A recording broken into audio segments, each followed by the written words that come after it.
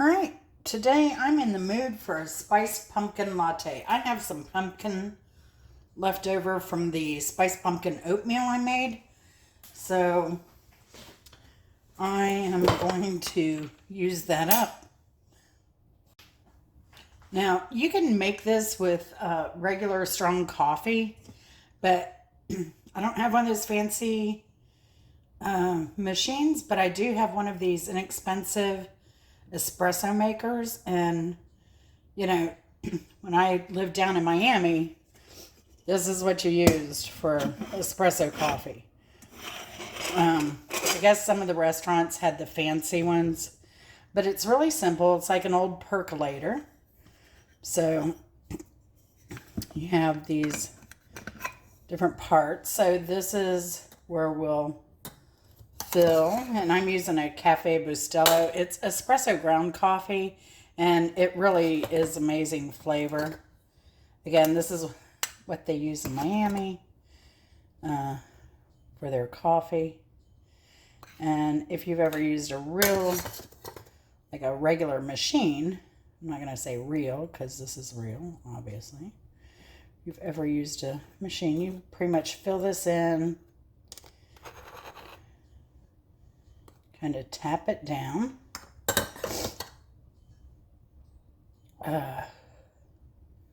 Been outside, so my allergies are kicking in. So I have this filled like this and kind of packed. Now what we're going to do is we're going to add water, but we're going to add it below this little hole here. And you can see, I think, a little bit on the inside. I think you can see that hole. Water has to be below there. So I should have done that first. Put my filled espresso there for now, and let me get water for here.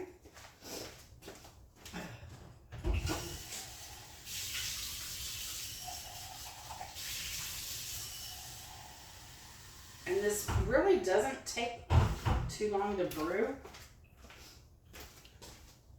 I'm going to go ahead. I have my stove already on. And go ahead and you just place this filled with espresso in there. And it'll percolate up through this hole like an old coffee pot. And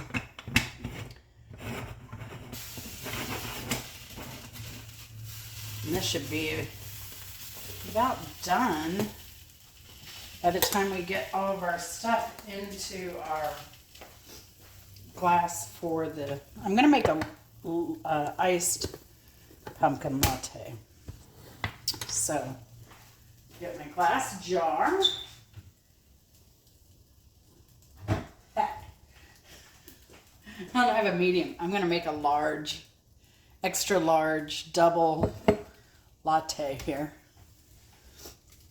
And I have my homemade vanilla here, which is just vanilla beans and vodka. And you let that get happy for about a year. You shake it about every month, but after a year you have the best ever vanilla extract. So I'm going to add some pumpkin spice here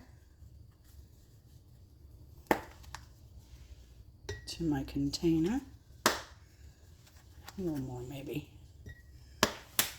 I like it spicy. And have my pumpkin. I hate when food goes to waste, so this is a good way to use the leftover pumpkin from the oatmeal recipe. Just put a couple spoons of pumpkin in there. Help get your fiber filling in for the day.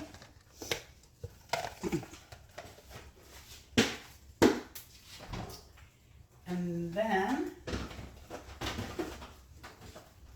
I have a little half and half here that I bought for another recipe, but it's going to make this super, super creamy. So let me open some of this up.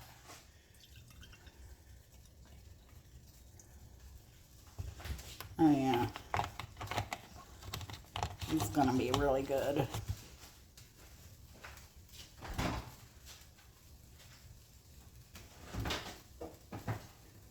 And then, of course, since I want it iced, I might use Chris's ice cubes. I'm just going to put a bunch of ice in here. If you want it less cold or not at all, of course, leave that out. Now for sweetener, you can add sweetener, not add sweetener. Put honey in this. Sugar-free.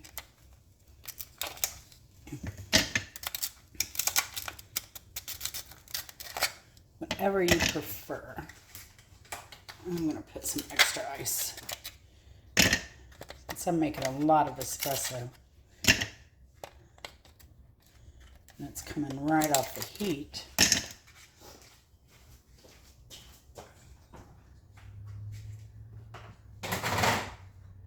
And then for me, again, you know, somebody might give me flack for using sugar-free maple syrup, but that's what I'm using. I have to watch my sugar intake. I'm at that age, you know. And my grandmother, she ended up with diabetes. It's funny, I've never been a sweets person. Never, never, never. Now, I like bread, I like pasta, but even that I don't eat a whole lot of, and I don't eat a lot of rice stuff either. I mean white. I use whole wheat a lot. So, but even with that, never been much of a fruit person though. You know, other than like vegetable type fruits. Anything with a seed is a fruit. So, cucumbers, they're considered a fruit. Potatoes, not a fruit. They're a tuber. But I can hear this simmering now. So it shouldn't be too much longer.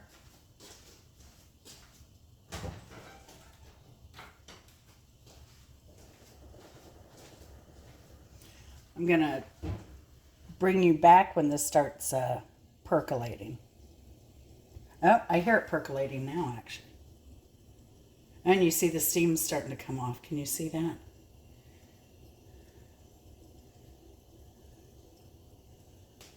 I had something dark here. Oh, starting to get some steam. There you go.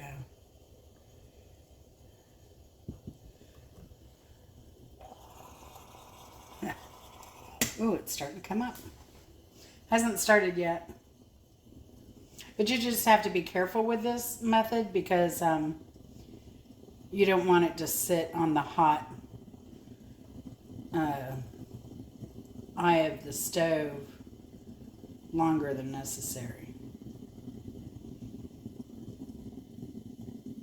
I love this little thing. I don't do espresso often, and that's why this is perfect for me. But even if you're doing, like I used to do Cuban coffee when I lived in Miami, I'd make this giant pot of it really, and then put it in a thermos and kind of have a few cups during the day.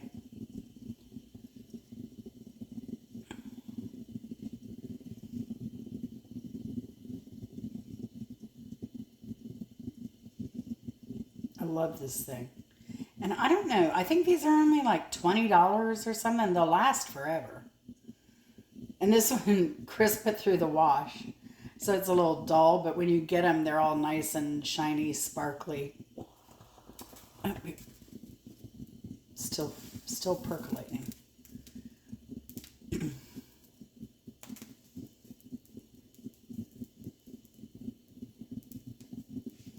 I'm going to go ahead and stir this a bit.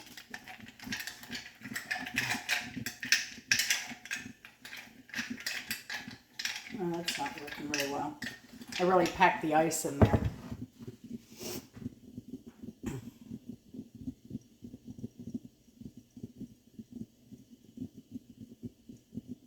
Now, I actually could stop it now and it would be really, really, really strong espresso. But I still hear it percolating.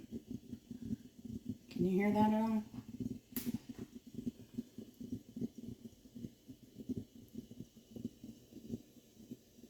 Yeah, a little closer maybe.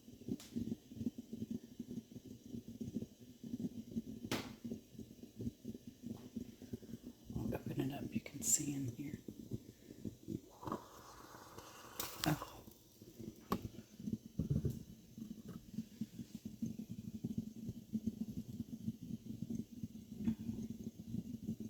Hopefully you were able to see there. I didn't want to open it too far because I already had some coffee run down the side here.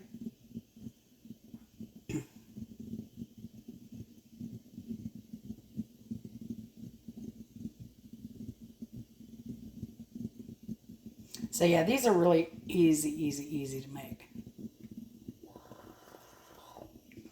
I don't know why this is taking so long. Probably because I keep peeking.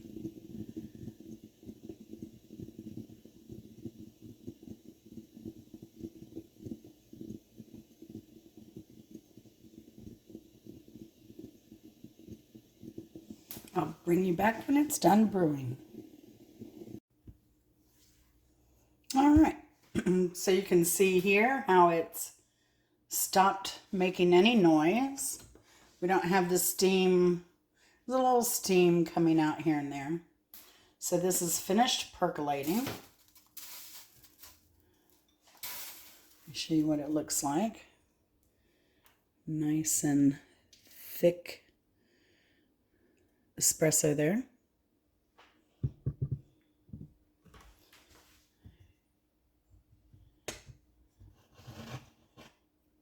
And then just simply pour it over this ice here. How many shots is that? Ooh, look at how thick that is. Almost like motor oil. Wow. Good to the last drop. Then give it a stir.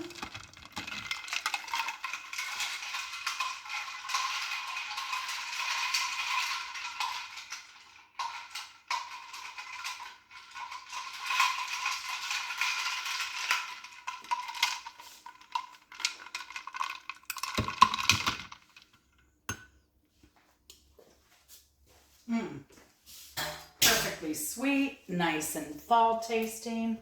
It is wonderful. So let me know if you've ever used this kind of espresso maker. Let me know if you try your pumpkin latte, and have a great day. We'll see you later. I'm going to enjoy my little latte. Thanks for watching.